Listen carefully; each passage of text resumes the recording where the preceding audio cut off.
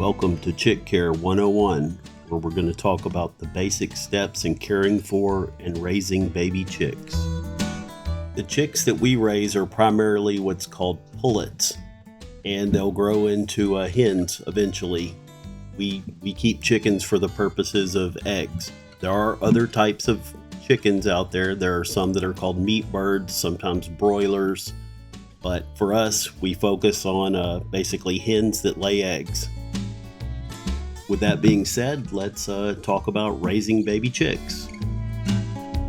One of the first steps in preparation is to consider, why do you want chickens? So before you purchase baby chickens, or any pet or animal for that matter, make sure that you will remain committed to taking care of those animals. They may look cute in the store, but remember, they eventually grow up and they will need to be cared for their entire life. Before you bring home baby chicks, you will need a few supplies and you'll need to set up a few things. A couple of obvious things you'll need are a feeder and a way to provide them water. There are many feeder and waterer models available online and at most feed stores, pet stores, or stores that sell farm supplies. When it comes to chickens, don't think you can just put a bowl of water or feed in with them and that's it. They will inevitably flip it over or poop in it. You need to use it that way just for a day or two, that's okay, but eventually you should get a dedicated feeder or watering device for that purpose. Once you have a feeder, of course you'll need feed. Most feed stores sell what's called chick starter or a similar feed made specifically for baby chicks. That is the easiest and most straightforward way to get started with feeding your baby chicks. The next step is to decide what you're going to use as a brooder. A brooder is the first home that your baby chicks will have, and they'll need to live there for about 6 weeks, sometimes 8 weeks. Once they've grown a little and they're stable, you can transfer them to an interim cage or to your chicken coop. I'll talk a little bit more about how we do the brooder to coop transition later in the video. Brooders can be purchased at most stores that sell farming supplies. Dozens of models are also available online from many vendors and come in all sorts of shapes, sizes, and costs. Alternatively, you can just build one, or you can make a simple do-it-yourself version using a plastic tub or even a cardboard box. After raising several small flocks, now we just use a large cardboard box lined with a leaf bag. Once we move them to the coop, we just burn the box along with the rest of our tree trimmings and yard waste and then discard the leaf bag into our recyclable waste. Once you decided what you're going to use as your brooder, you have to find a place to put it. Find an area that's safe from predators with protection from the weather, where it's warm and it has an available heat source such as a heat lamp. Wherever you decide to place it, the brooder will need to be able to maintain a temperature of about 90 degrees Fahrenheit for the first week, gradually decreasing to about 75 degrees by 6 weeks. Once your brooder is set up, the first step is to fill it with bedding. Ideally, you should use a soft absorbent material such as pine shavings or wood chips. We also mix ours with straw for about 1/3 of the volume of the bedding. Since we use a cardboard box, we lay a large leaf bag down first to keep the cardboard from getting soiled. Spread the bedding even and keep the layer at about 1 inch thick. Fill up your feeder with chick starter and fill up your waterer. Then place them both in the brooder in a stable place. You don't want them to tip over. Sometimes we found it helpful to rest them on a piece of wood scrap, such as a couple of short pieces of 1x6 or 1x4s. If you have a purpose-built brooder and it has a built-in heat source, then you're good to go. For us, we use our outdoor cage as the lid of the brooder, and then we position a heat lamp over it. We usually put the heat lamp on one end of the brooder. That way, part of the brooder stays at a warmer temperature than the other. So if the baby chicks get too warm, they can move to the other side. If they get too cold, they can come back under the heat lamp. Baby chicks will tend to congregate and use each other's body heat if they're cold.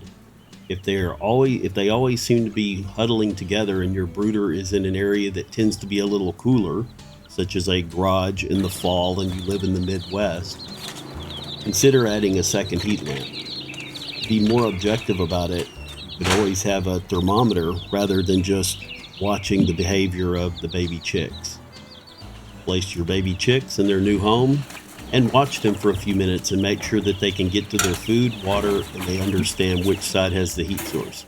They'll figure it out, but it's helpful to watch and make sure they're able to get around and they understand where everything is. Basic care, health, and monitoring. As your chicks begin to grow, you'll need to check on them a couple of times a day. One thing you need to monitor is the temperature. One way is obviously a thermometer. The other way is to watch their behavior and see, are they huddling together and do they seem to be shivering all the time? Or conversely, are they panting, gasping, always seem like they can't get enough water? And is their poop so dry and hard that it's sticking to their butts? You'll also need to monitor their food and water. Be sure to keep it fresh and available at all times. Don't be surprised if you need to wash poop off the feeder from time to time. Concerning hygiene, you'll need to clean the brooder out and change the bedding regularly to prevent disease. We usually do it about once a week. Sometimes it goes a little longer depending on work or what's going on, but it does vary depending on the number of chicks you have also. Not only do you have to keep their brooder clean, you'll occasionally have to do some hygiene of the chicks themselves. It's not uncommon to need to clean their bottoms off while they're growing. Gently remove any poop or debris from their butt with a soft cloth and warm water, just a drop or so of soap. Be sure they go right back to the heat lamp if they get wet.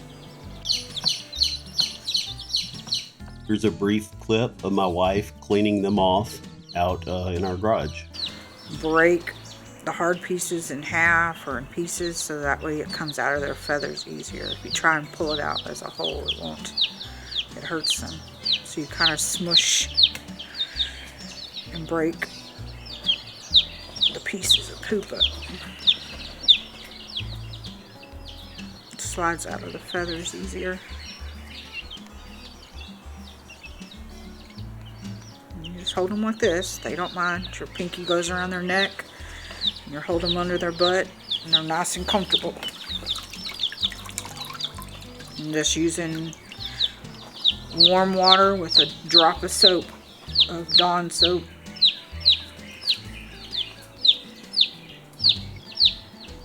And just break it apart, duck and clean. I think I got it. Clean. There you go. Next. Also at this stage, don't be afraid to handle them. By handling them, you'll get them used to humans, so they'll have a little bit of socialization, if you would like to call that. And they'll grow up and be familiar with you and not run away every time you go out to their coop. And of course, you need to monitor their health. Watch them for signs of illness, such as lethargy, diarrhea, blood or mucus in their poop. And watch for signs of what's sometimes called stargazing or crook neck. The technical term for this neck condition is called torticollis. Most of the time, these conditions can be prevented by things such as just keeping good hygiene, making sure their food and water is clean, making sure the chick is clean. Sometimes you may need to segregate a chick that is sick or has some kind of issue, and just do your best to nurse it back to health. Give it vitamins, make sure it's clean, make sure it's warm, and that will solve most problems. Recently, we had a chick with stargazing, and we were able to nurse it along with vitamins, feeding it by hand, and segregating it so it didn't get smothered by the other chicks. And I'm not sure this is an official way of trying to treat torticollis, but we tried to make her a little neck brace similar to a C-spine collar, which did help her to keep her neck straight. We let her wear it for a couple of days and we really thought she'd get used to it, but eventually we took it off because she was constantly complaining and trying to shake it off. We continued to nurse her along, and now she is a healthy adult and a consistent egg producer. Transition to the outdoor space and eventually to the coop. At 3 to 4 weeks, you can slowly introduce the chicks to outdoor areas, starting with fenced-in spaces. Remember, they're still very vulnerable, so give them some shade if it's really hot out, and don't take them out if it may rain. And also, be sure to put them away before twilight to avoid any predators, as well as getting them back into their heated brooder area. At around 6 to 7 weeks, they should be able to be transferred to the coop.